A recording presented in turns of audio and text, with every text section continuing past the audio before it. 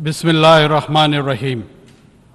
Mr. President, Excellencies, Head of State, Government and delegations, ladies and gentlemen, on behalf of the government and people of Pakistan, I convey to you, Mr. President, our warm congratulations on your elections to guide the work of this historic session of the UN General Assembly. I'm confident that your vast diplomatic experience and the sunny disposition of your beautiful island country will enable you to steer this assembly to a most successful conclusion. Mr. President, we are meeting at a tense and pivotal moment in modern history. Conflicts rage in Ukraine and in 50 other places around the world. Tensions between the global powers have continued to escalate. We see the rise of new and old military and political blocs. Geopolitics is resurging when geoeconomics should have primacy in the world. The world cannot afford Cold War 2.0. There are far greater challenges confronting humankind which demand global cooperation and collective action. The world's economic prospects also appear gloomy. Global growth is slow. High interest rates could trigger a recession. A succession of exogenous shocks, COVID, conflict, and climate change have devastated the economies of many developing countries. Many countries of the global south have barely managed to stave off defaults. Poverty and hunger have grown, reversing the development gains of 3 decades. At yesterday's SDG summit, far-reaching commitments were made to implement the Sustainable Development Goals. We must ensure implementation of SDG stimulus, the rechanneling of unused special drawing rights for development banks, and the resolution of the debt problems of the 59 countries in debt distress. Pakistan also looks forward to the fulfillment of the climate change commitments made at COP28 by the developed world to provide over $100 billion in annual climate finance. Allocate at least half of such finance for adaptation in developing countries. Operationalize the fund and funding arrangements for loss and damage, and accelerate their carbon emission. Mitigation targets to keep alive. The goal of restricting global warming to 1.5 degrees centigrade. Attempts to selectively provide these funds on the basis of geopolitical considerations should be resisted. Mr. President, Pakistan's triple food, fuel, and finance challenge is a prime illustration of the impacts of COVID, conflicts, and climate on developing countries. Pakistan is one of the worst affected countries from the impacts of climate change. The epic floods of last summer submerged a third of our country, killed 1,700, and displaced over 8 million people, destroyed vital infrastructure, and caused over $30 billion in damage to Pakistan's economy. Pakistan is gratified by the commitment of over $10.5 billion for Pakistan's comprehensive plan for recovery, rehabilitation, and reconstruction with resilience. The 4RF plan at the Geneva conference last January. Specific projects are being submitted to ensure timely funding and execution of the 4RF plan. I hope our development partners will accord priority to allocation of funds for our resilient recovery plan, which has been costed at $13 billion. Mr. President, Pakistan government is committed to rapid economic recovery. We will stabilize our foreign exchange reserves in our currency, expand domestic revenues, and most importantly, mobilize significant domestic and external investment. Facilitation Council, SIFC, to expedite investment decisions. 28 projects have been identified in priority sectors: agriculture, mining, energy, and IT, for implementation in collaboration with Pakistan's partners. Pakistan's long-term shift to geoeconomics is well underway. The second phase of the China-Pakistan Economic Corridor has been initiated, covering railway, infrastructure, and manufacturing projects.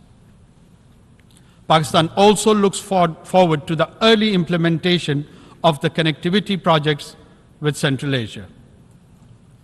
Mr. President, development depends on peace. Pakistan is situated in one of the least economically integrated regions in the world. Pakistan believes that region develops together. Therefore, Pakistan desires peaceful and productive relations with all our neighbors, including India. Kashmir is the key to peace between Pakistan and India. The Jammu and Kashmir dispute is one of the oldest issues on the agenda of the Security Council. India has evaded implementation of the Security Council's resolutions, which call for the final disposition of Jammu and Kashmir to be decided by its people through UN-supervised plebiscite. Since 5th August 2019, India has deployed 900,000 troops in illegally occupied Jammu and Kashmir to impose the final solution for Kashmir. To this end, India has imposed extended lockdowns and curfews, jailed all genuine Kashmiri leaders, violently suppressed peaceful protests, resorted to extrajudicial killings of innocent Kashmiris in fake encounters, and so-called cordon and search operations, and imposed collective punishments destroying entire villages.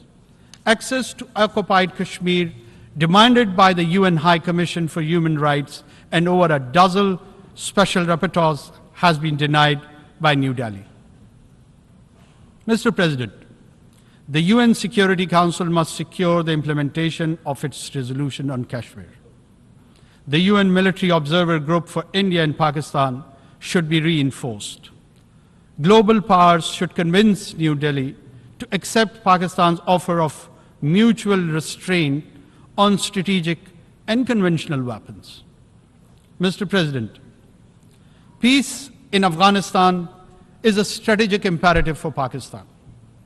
Pakistan shares the concern of international community with respect to Afghanistan, particularly the rights of women and girls.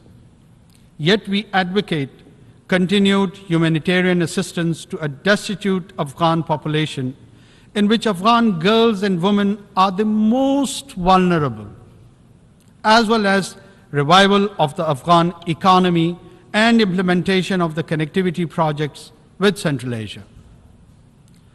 Pakistan's first priority is to prevent and counter all terrorism from and within Afghanistan. Pakistan condemns the cross-border terrorist attacks against Pakistan by the TTP, Daesh, and other groups operating from Afghanistan. We have sought Kabul's support and cooperation to prevent these attacks. However, we are also taking necessary measures to end this externally encouraged terrorism. Mr. President, Pakistan welcomes the progress made towards ending the conflicts in Syria and Yemen. In particular, we warmly welcome the normalization of relations between the Kingdom of Saudi Arabia and the Islamic Republic of Iran.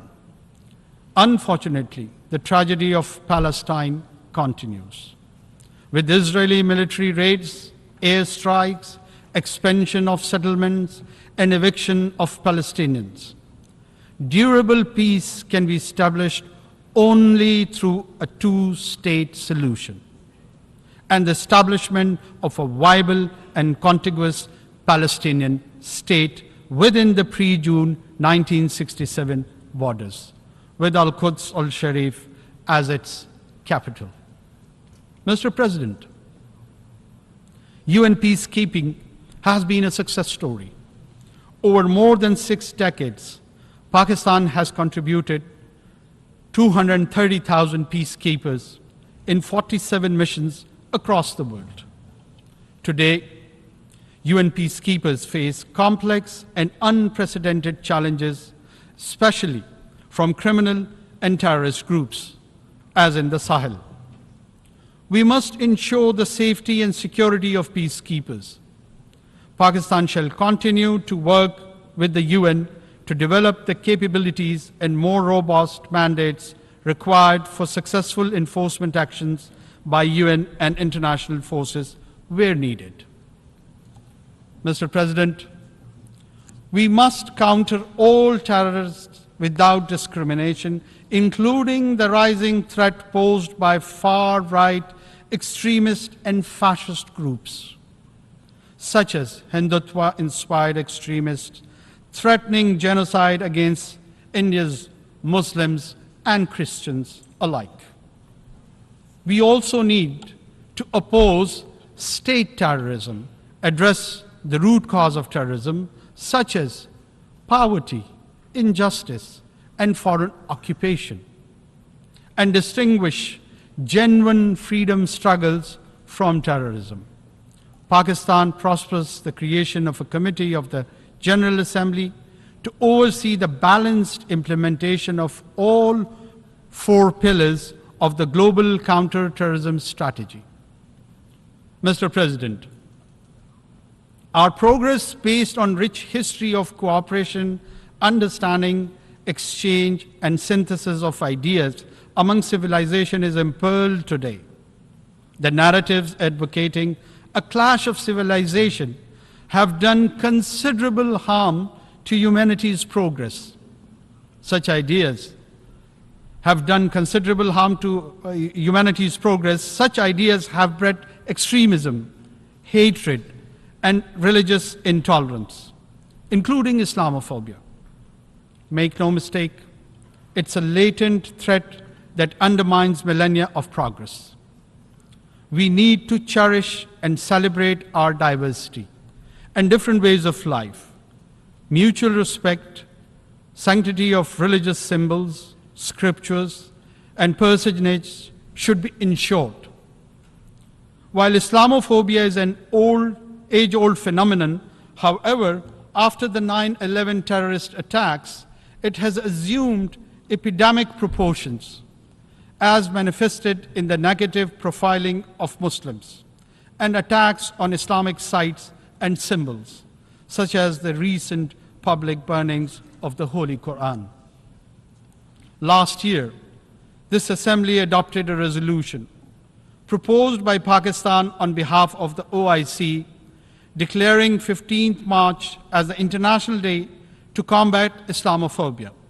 Earlier this year, the Human Rights Council adopted an OIC resolution submitted by Pakistan urging states to outlaw the burning of the Holy Quran and similar provocations.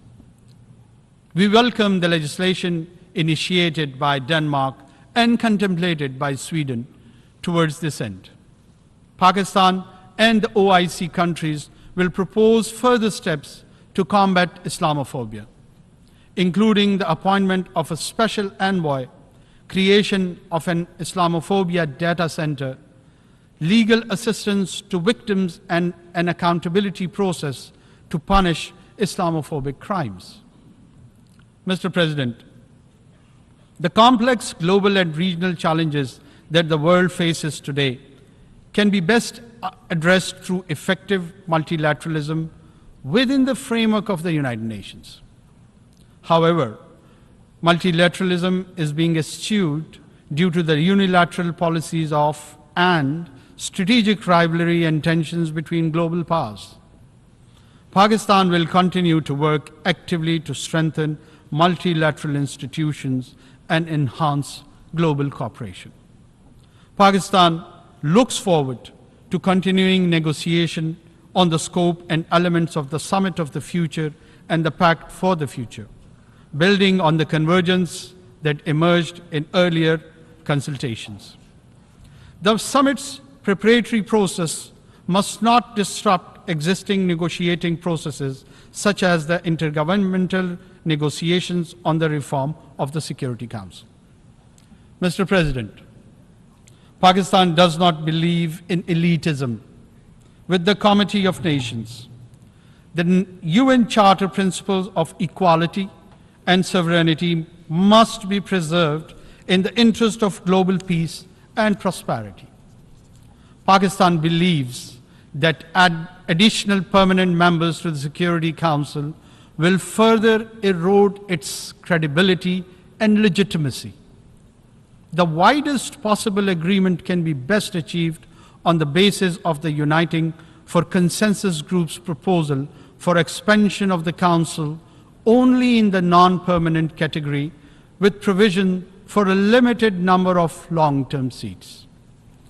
Mr. President, Pakistan believes that to build, preserve, and promote peace and prosperity today and in the future, it is vital to reduce great power rivalry and tensions, ensure strict adherence to the UN Charter, consistently implement Security Council resolutions, eliminate the root cause of conflicts, and respect the principles of non-use of force, self-determination, sovereignty, and territorial integrity, non-interference in the internal affairs of the states, and peaceful coexistence.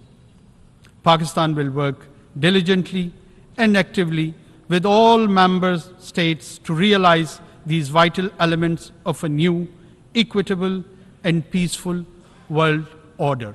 I thank you. On behalf of the Assembly, I wish to thank the Prime Minister of the Islamic Republic of Pakistan for the statement just made, and I request protocol to escort His Excellency.